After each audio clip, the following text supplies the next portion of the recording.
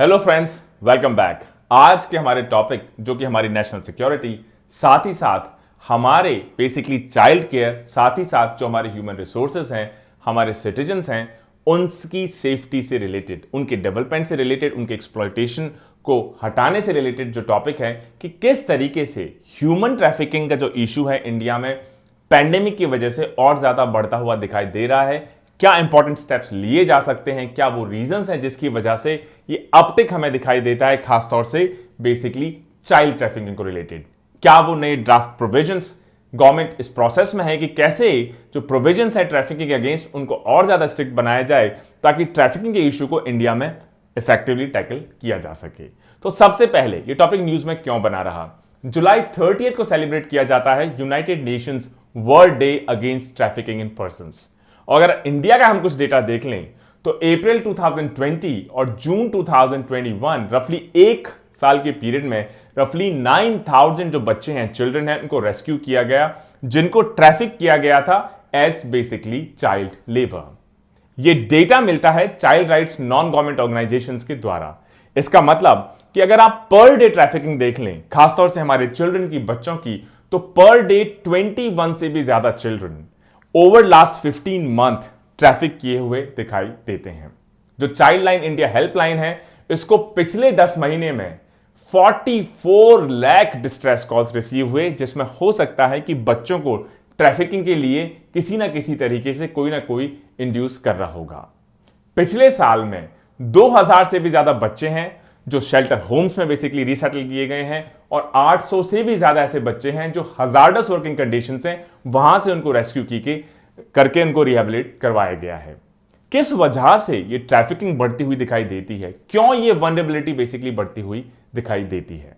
Media में भी कई बार आप रिपोर्ट्स को पढ़ते होंगे, स्टोरीज को पढ़ते होंगे कि चिल्ड्रन जिनकी एज 12 साल है, उससे कम है, उसके आसपास है, वो स्टेट से स्टेट में ट्रैफिक किए जाते हैं, इंडिया से बाहर ट्रैफिक किए जाते हैं। और खास तौर से इसलिए ट्रैफिक किए जाते हैं कि उनको फैक्ट्रीज में बेसिकली लगाया जा सके एज चीप लेबर, सस्ते लेबर, जहां पे जो वर्किंग कंडीशंस है बहुत खराब है, अपैलिंग कंडीशंस हैं, उनको रिन्यूमरेशन नहीं दिया जाता, जो ह्यूमन राइट्स हैं उनके कंप्लीटली वायलेट होते हैं। और इस चीप लेबर की रेस की वजह से हमारे बच्चों का जो फ्यूचर है, राइट्स है, उनकी फैमिलीज हैं, उनके पेरेंट्स हैं, उन पे बहुत नेगेटिव इंपैक्ट पड़ता है। कोरोना वायरस की वजह से, क्योंकि बहुत सारी फैक्ट्रीज, इंडस्ट्रीज बंद हो गई, बहुत सारे घरों का जो इकोनॉमिक सोर्स ऑफ अर्निंग था वो नेगेटिवली इंपैक्ट रहा है।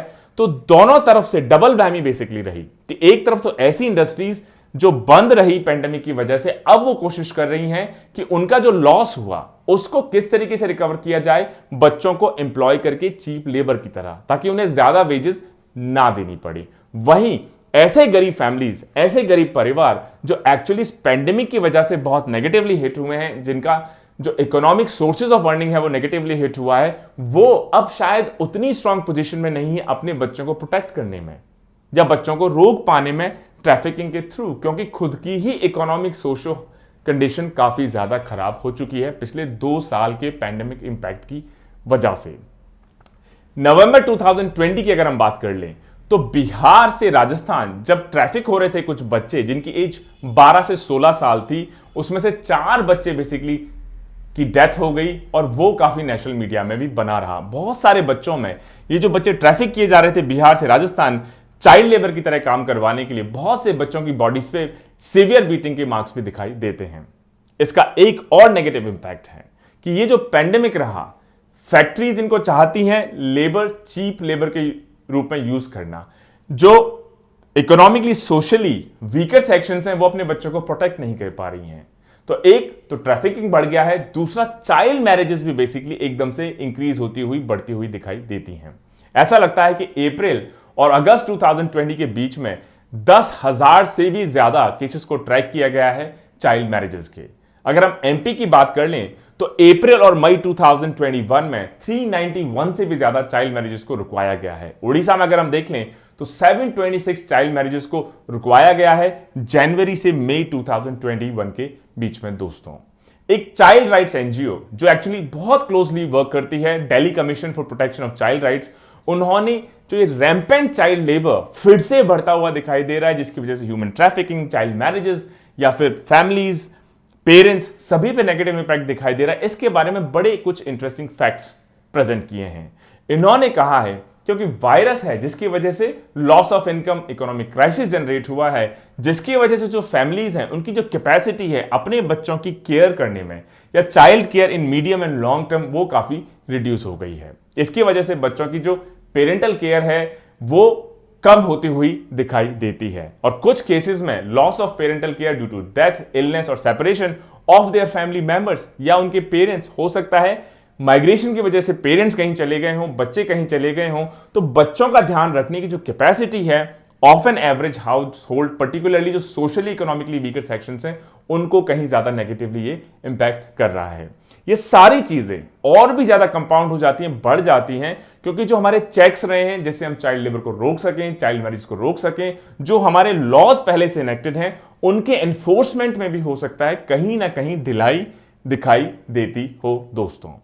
इसके अलावा एक और इंपॉर्टेंट फैक्टर कि जो इंटरनेट एक्सेस है खासतौर से करंट टाइम्स में, उसकी वजह से एक नया फिनोमिना दिखाई दे रहा है। जैसे आपने सुना होगा साइबर अटैक्स, आपने बेसिकली ये वर्ड भी सुना होगा साइबर ट्रैफिकिंग।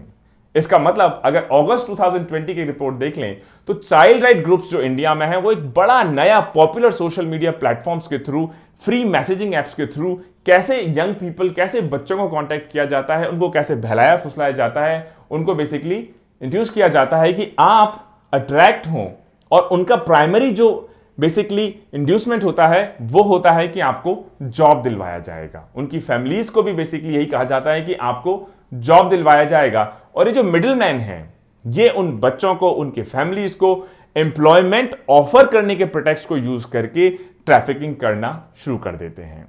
और इस वजह से जो थ्रेट्स हैं, चाहे ट्रैफिकर का वायलेंस हो, उसके अलावा ऐसी कोई अथॉरिटी जिसको वो फैमिलीज हैं या जो बच्चे हैं वो एक्चुअली बिना किसी फियर के अप्रोच कर सके, ऐसी अथॉरिटीज का ना होना भी एक बहुत बड़ा एलिमेंट माना जाता है इंडिया में ट्रैफिकिंग के बढ़ते हुए इस ट्रेंड के क्रम में।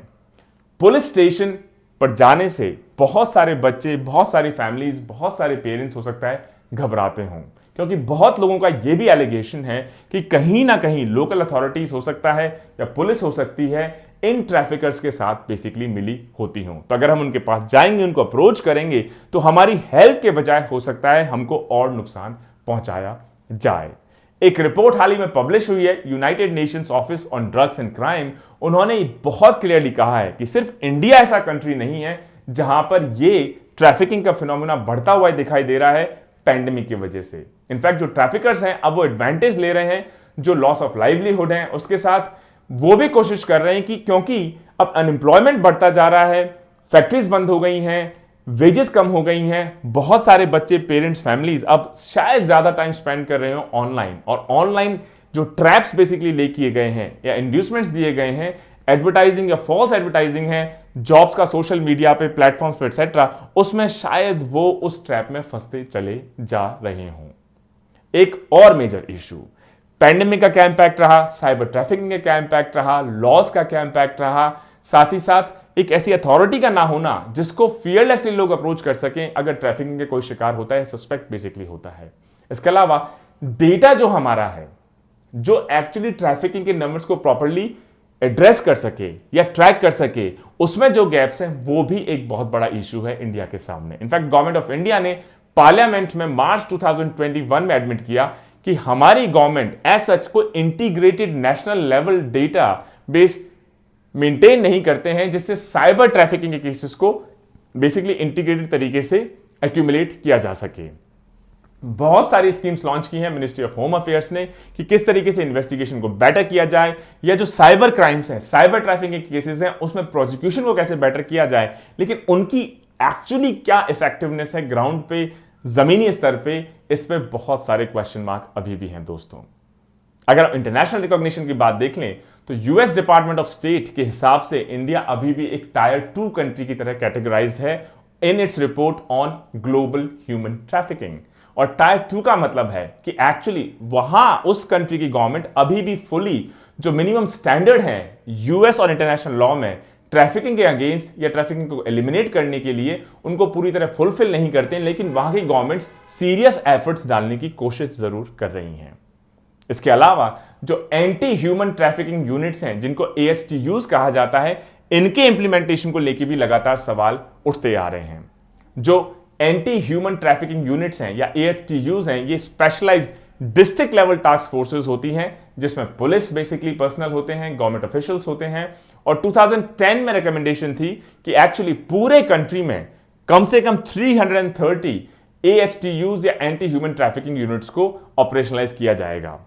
अगस्त 2020 में RTI के एक रिस्पॉन्स में पता चला है कि 10 साल बाद भी सिर्फ 225 AHTUs ही स्टैब्लिश किए गए हैं, जिसमें से भी ऐसा लगता है ज्यादातर ऑपरेशनल नहीं है, सिर्फ पेपर पर ही स्टैब्लिश किए गए हैं। यह भी एक बहुत बड़ा रीजन है कि ट्रैफिकिंग के केसेस को हम इफेक्टिवली डील नहीं कर पा रहे हैं।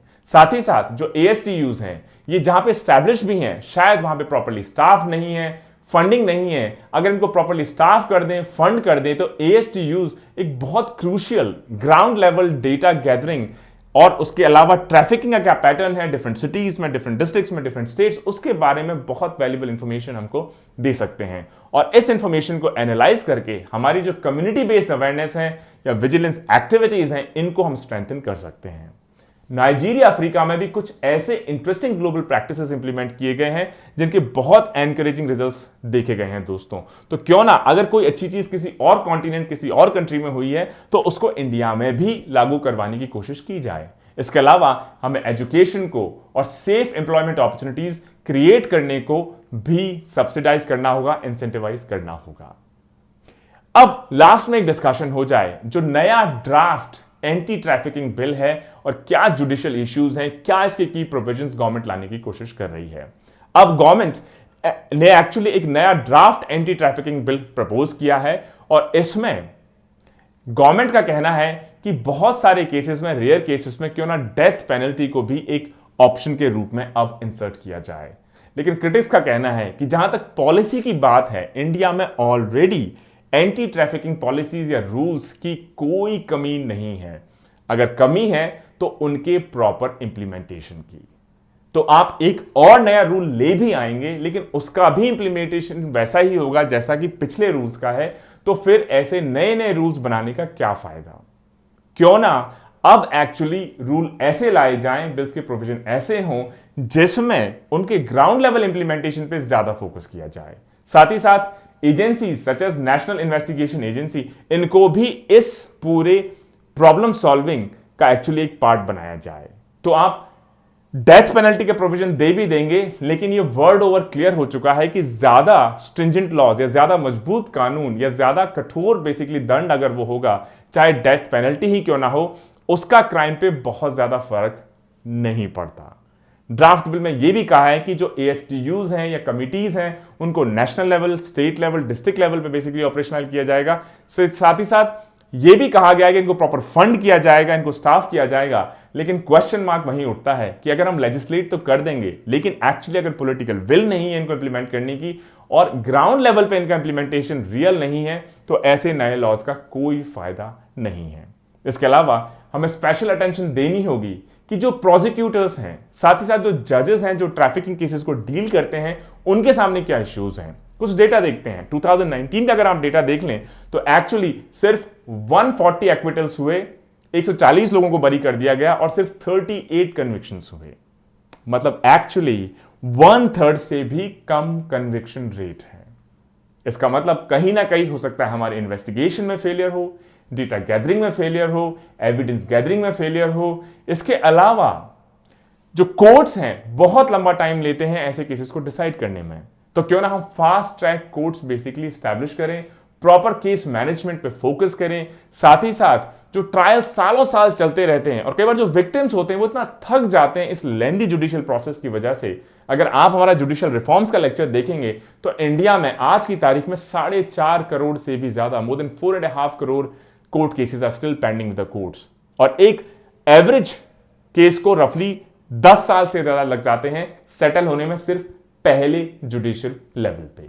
तो fast track courts, better investigation, AHTUs का बेसिकली ऑपरेशनलाइज होना, उसके अलावा जो नया बिल है उसके अंदर फंडिंग, स्टाफिंग को बेसिकली इंश्योर करना और नेशनल इन्वेस्टिगेटिंग एजेंसी जैसी एजेंसीज को भी अब इस प्रॉब्लम सॉल्विंग का पार्ट बनाना कुछ इंटरेस्टिंग सॉल्यूशंस हो सकते हैं।